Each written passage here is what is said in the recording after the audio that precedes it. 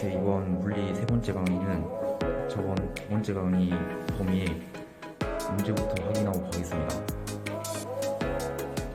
일단 7번을 보시면 그림 가는 이상기체가 들어있는 단열된 실린더가 내부와 평형을 이룬 모습을 가는 단열된 피스톤 위에 줄을 올려 두었더니 피스톤이 서서히 내려가는 모습을 나타낸 것이다. 나에서 피스톤이 내려가는 동안 기체의 변화에 대한 설명으로 옳은 것만을 보기에서 있는 대로 되는 것은 단 피스톤과 실린더 사이의 마찰은 무시한다. 여기서 피스톤이 내려가면서 기체의 부피가 감소하고 온도가 증가하므로 그래서 기체 압력은 증가하게 됩니다. 이윤을 보시면 기체는 외부로부터 이를 받는다고 적혀있는데 외부 압력에 의해서 기체의 부피가 감소하고 있으므로 기체는 외부로부터 이를 받습니다. 디귿에서 기체의 내부 에너지는 증가한다고 적혀있는데 여기서 단열된 피스톤이라고 적혀있으므로 단열이니까 0은 델타 U 플러스 W겠죠. 그래서 델타 U는 마이너스 W이기 때문에 W가 0보다 작고 델타 U가 0보다 크기 때문에 기체의 내부 에너지는 증가하게 됩니다.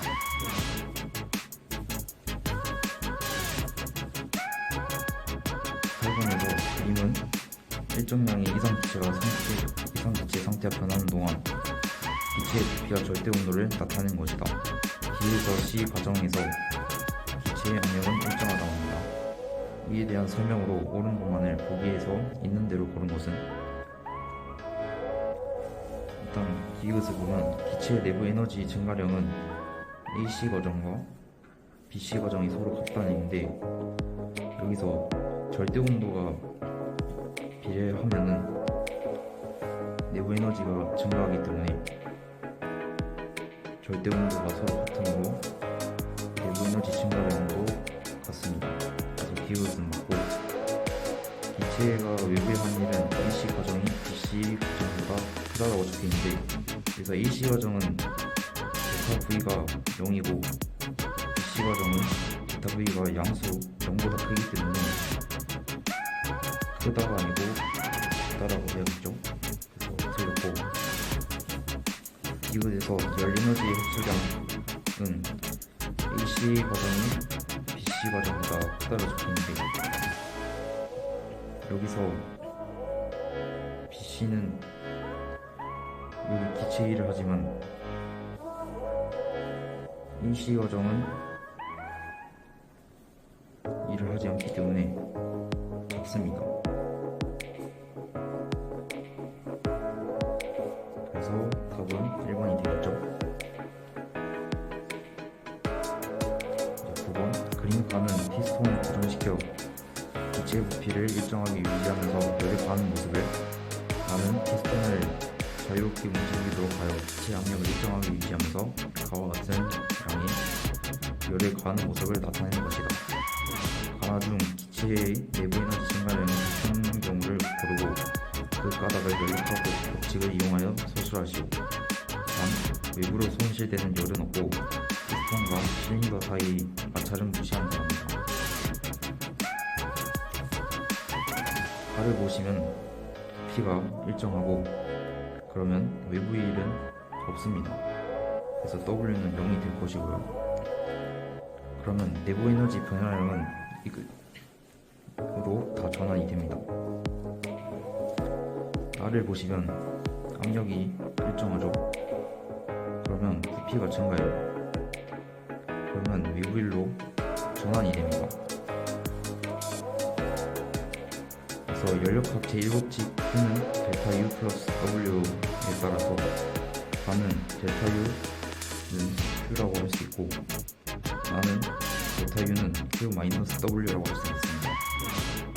따라서 델타 U가 델타 U 나보다 크기 때문에 가가 더 큰 것입니다. 10번을 보시면 그림과 같이 실린더의 한쪽 벽을 온도가 일정하게 유지되는 열원에 접촉하여 기체의 온도를 일정하게 유지하였더니 기체의 부피가 증가했다고 합니다. 이 과정에서 주체의 변화에 대한 설명을 옳은 것만을 보기에서 있는 대로 고른 것은 단 외부로 손실되는 열은 없고 피스톤과 실린더 사이의 마찰은 무시한다고 합니다.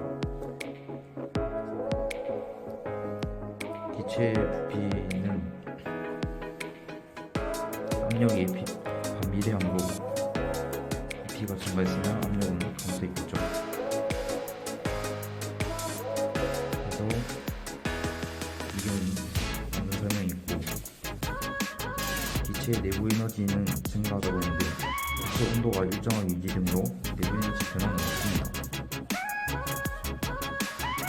이것에서 기체가 흡수한 열은 기체가 외부의 한 일과 같다고 했는데, 여기서 델타 U가 0이므로 Q는 델타 U 플러스 W에 따라서 맞는 설명입니다. 그래서 답은 5번입니다.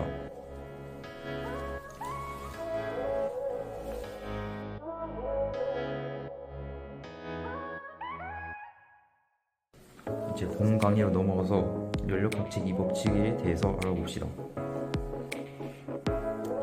연력학칙 2법칙, 일단 먼저 가역 과정은 처음의 상태로 완전히 되돌아갈 수 있는 과정이고, 공기 저항이 없는 상태에서 진동하는 진자가 예로 들 수 있겠죠. 비가역 과정은 한쪽 방향으로만 일어나 스스로 처음 상태로 되돌아갈 수 없는 과정을 말합니다. 그래서 자연계에서 일어나는 대부분의 현상은 비가역 과정입니다.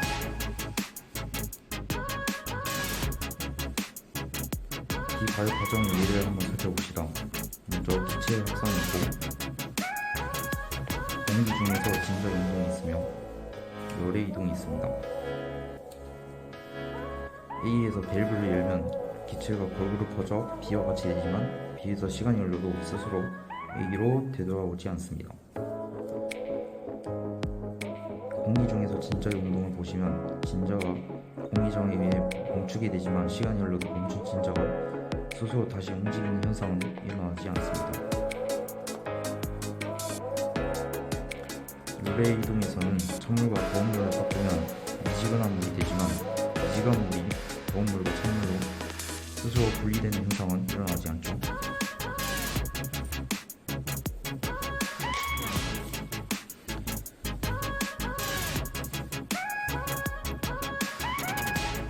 이제 진자 운동의 에너지 변화를 봅시다. 여기서 운동 에너지는 진자와 충돌한 공기 분자의 평균 운동 에너지는 증가하고 반대로 진자의 운동 에너지는 점점 감소합니다. 그래서 진자의 운동은 충분한 시간이 지나면 진자가 멈추고, 진자가 멈추면 진자가 처음에 가지고 있던 역학적 에너지는 모두 공기 분자, 주, 실의 열 에너지로 전환이 됩니다. 이제 본격적으로 열 역학체의 이 법칙은 자연현상에서 일어나는 변화의 비가역적인 방향성을 제시하는 법칙인데, 비가역적인 방향성은 한쪽 방향으로만 일어나는 것입니다.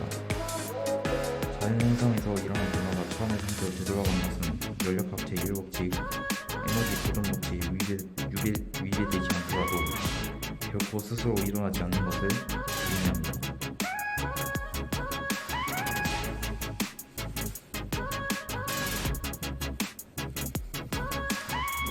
열의 이동과 연력학칙 법칙을 봅시다. 열은 고온의 물체에서 저온의 물체로 이동하여 열 편향 상태에 도달하며 외부의 도움 없이 스스로 저온의 물체에서 고온의 물체로 이동하지 않습니다.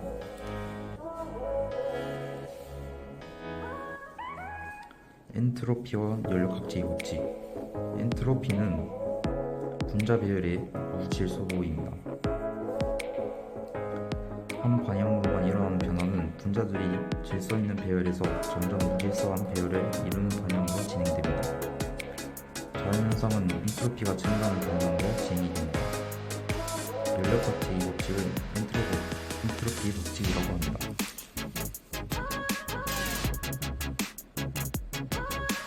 잉크의 확산과 엔트로피를 보시면 물에 잉크 방울을 떨어뜨렸을 때 물속의 잉크 방울이 골고루 펴지는 현상은 일어나지만 퍼졌던 잉크가 다시 한 곳에 스스로 모이는 현상은 일어나지 않습니다.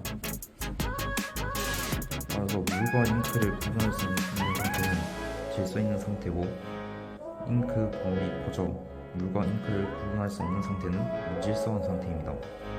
따라서 자연현상은 무질서도 엔트로피가 증가하는 방향으로 일어남을 알 수 있습니다. 엔트로피란 가시적으로 같은 상태에 해당하는 다양한 미시적 상태의 경우의 수를 의미하며, 자연현상은 이 경우의 수가 커지는 방향, 즉 확률이 높은 방향으로 진행됩니다. 연료값이 육지 다양한 편을 알아봅시다. 1번 자발적으로 일어나는 비가역 현상에는 다양성이 있고요. 2번 열은 항상 고온에서 저온으로 이동합니다. 3번 보리개에서 자발적으로 일어나는 자연현상은 항상 확률이 높은 방향으로 진행됩니다. 4번 보리개에서 자발적으로 일어나는 자연현상은 항상 엔트로피가 증가하는 방향으로 진행됩니다.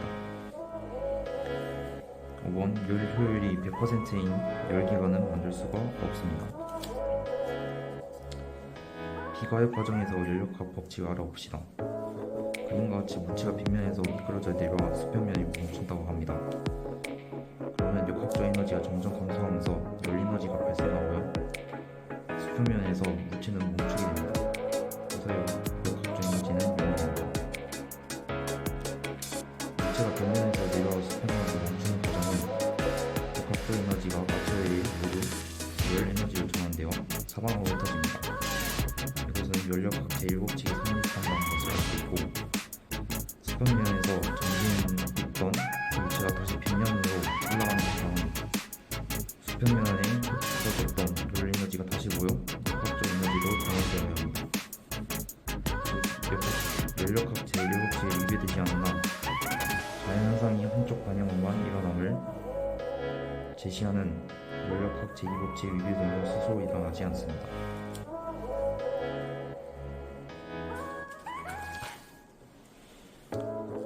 이제 열기관에 대해서 알아봅시다. 열기관은 연료원으로부터 받은 열 에너지를 유용한 일로 바꾸는 장치입니다. 그래서 구조는 높은 온도의 열원으로부터 Q1의 열을 흡수하여 외부의 W에 일을 하고, 낮은 온도의 열원으로 Q2의 열을 방출합니다. 열기관의 열 효율은 열기관에 공급되는 열 Q1에 대해 열기관이 하는 W의 비율입니다. 그래서 1 마이너스 Q1분의 Q2가 되죠.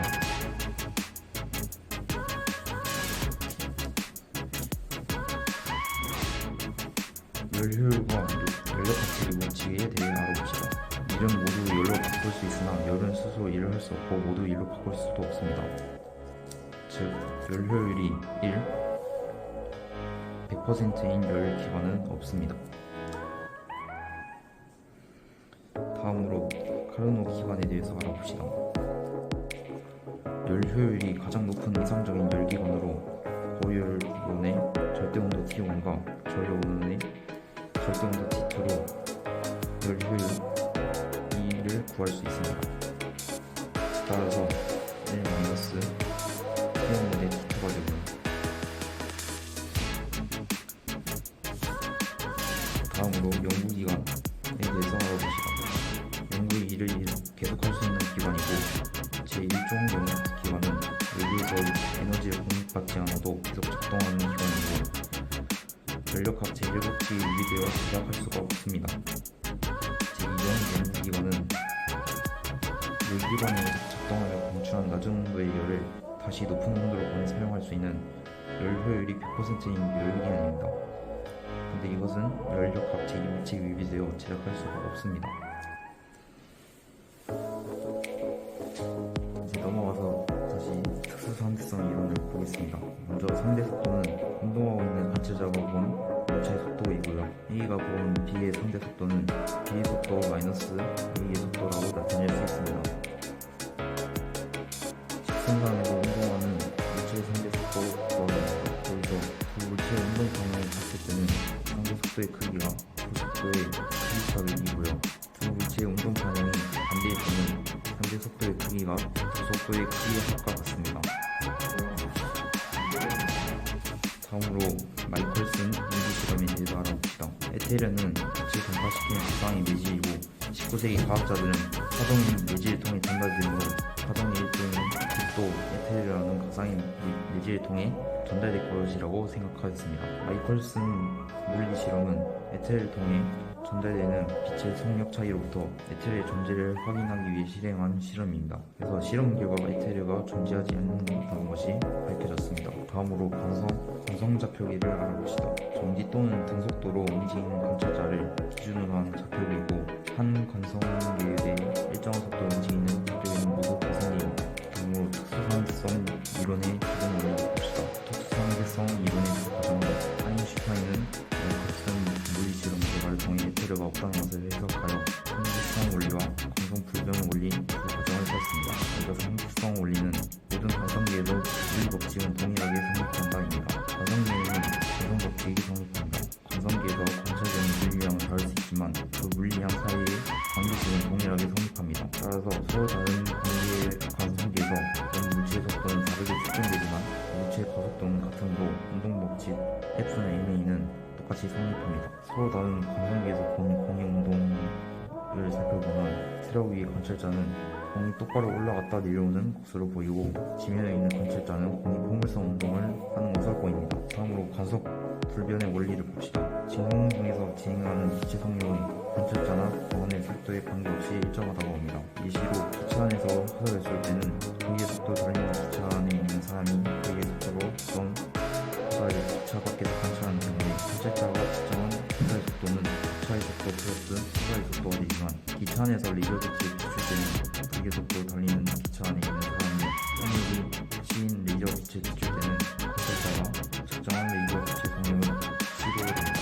수상대성 이론은 상대성 원리와 불변 원리를 바탕으로 하여 가성비에서 관찰자의 상대 속도에 따라 시간, 길이, 물량 등의 물리량이 어떻게 달라지는지를 설명하는 이론입니다. 특수상대성 이론에 의한 현상을 봅시다. 먼저 동시성의 상대성이 있습니다. 한 관성계에서 동시에 일어난 두 사건은 다른 관성계에서 볼 때 동시에 일어난 것이 아닐 수 있습니다. 광속이 가깝게 날아가는 우주선의 가운데에 위치한 전구에서 빛이 깜빡여 빛이 전구로부터 같은 거리에 있는 멈추기에 도달하는 두 사건 AB가 발생할 때 관찰자 S와 S-는 다음과 같이 측정합니다. 이때 빛의 속력은 일정합니다. 우주선 안에 있는 S-의 경우에는 어느 방향으로나 빛의 속력이 같고 전구에서 멈추기까지의 거리가 같습니다. 이 멈추기 빛이 동시에 도달합니다. 즉, 사건 AB는 동시에 일어납니다. 우주선 밖에 정지한 행성에 있는 S의 경우에는 우주선 밖의 SAB도 빛의 속력은 같은데 빛이 이동하는 동안 우주선도 함께 이동을 하게 됩니다. 따라서 이쪽 멈추기에 빛이 먼저 도달하고 사건 A가 먼저 일어납니다. 결론적으로 그 사건이 발생한 시간은 관찰자에 따라, 즉 좌표기에 따라 다르게 측정됩니다.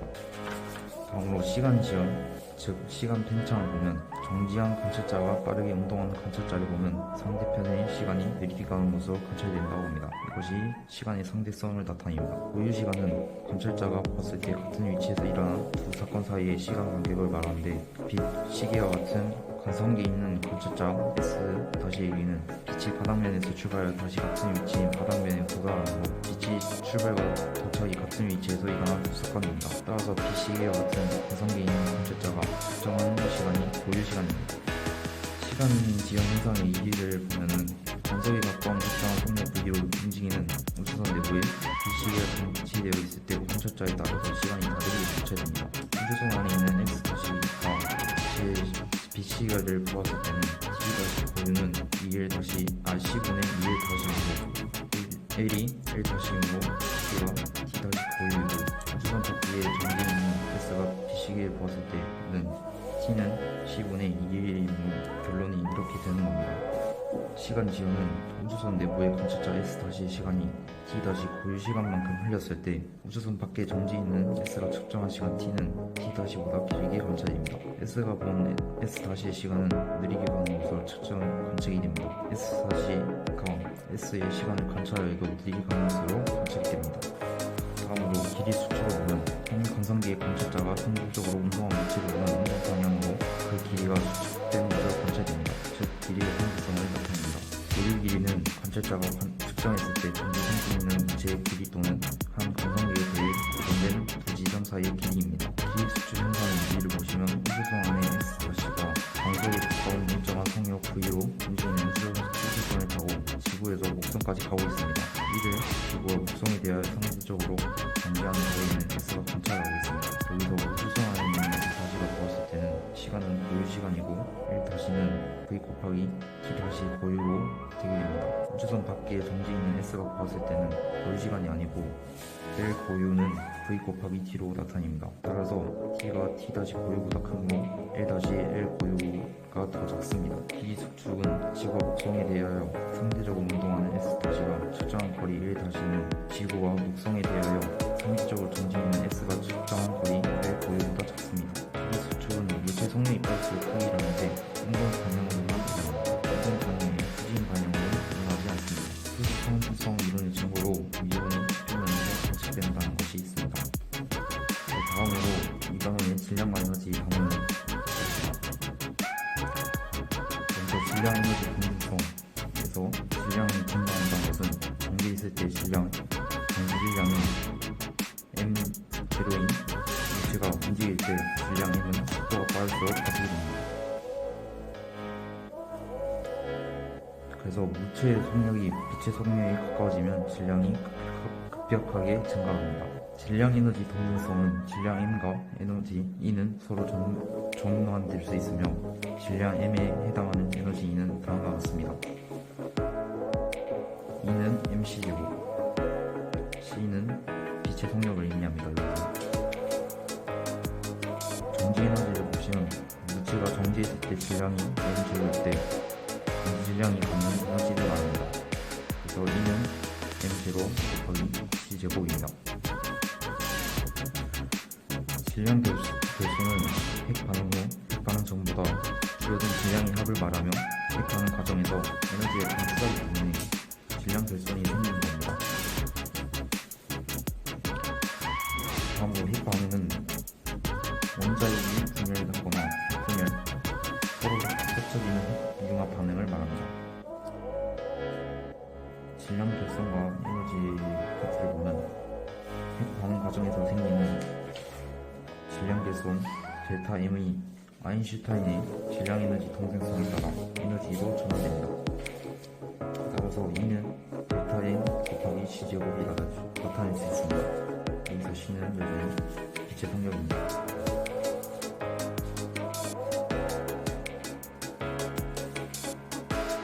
다음으로 핵분열은 무거운 원자력이 원래의 원자력보다 가벼운 무기 이상의 다른 원자력으로 나눠지는 반응으로 질량 결손에 의해 많은 에너지가 방출됩니다. 다음으로 우라늄의 핵분열을 보시면 우라늄 235는 속도가 느린 중성자 한 개를 흡수하면 두 개의 원자력을 분해하면서 두세 개의 속도가 빠른 중성자 고속 중성자를 분출합니다. 다음으로 연쇄의 반응을 보시면 우라늄 235가 핵분열할 때 방출되는 두 개의, 세 개의 중성자가 다른 우라늄 235에 계속 흡수되어 핵분열이 연쇄적으로 기하급수적으로 일어나는 반응을 말합니다. 마지막으로 핵융합 과정을 보시면 초고온 상태에서 가벼운 원자핵들이 융합하여 무거운 원자핵으로 변하는 반응으로 질량 결손에 의해 많은 에너지가 방출됩니다.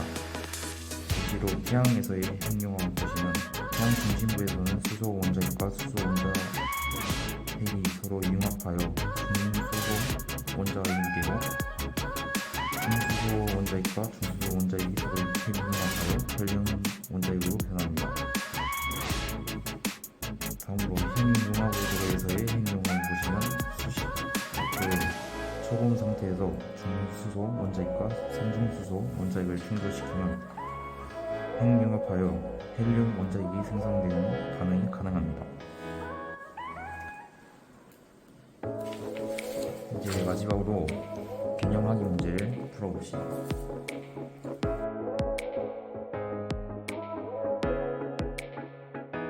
먼저 질량과 에너지는 서로 전환될 수 있다고 하는데 이것은 질량 에너지 동등성을 말합니다.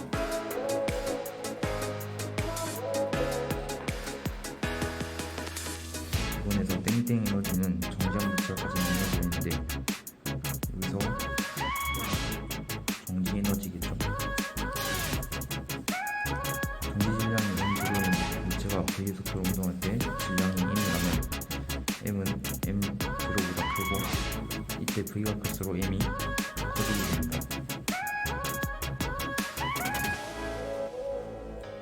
4번에서 핵 반응은 핵 반응 전보다 줄어든 질량의 합은 질량 결손이라 합니다. 핵 반응에서 생기는 질량 결손이 델타 M일 경우 이는 델타 MC 제곱의 에너지가 방출됩니다. 6번에서 무거운 원자력이 2개 이상의 가벼운 원자력으로 나눠지는 반응은 핵 분열이라 합니다. 7번에서 초고온 상태에서 가벼운 원자력들이 융합하여 무거운 원자력으로 변한 반응은 핵 융합 반응이라고 합니다. 이상 모든 강의를 마치며 과제를 함께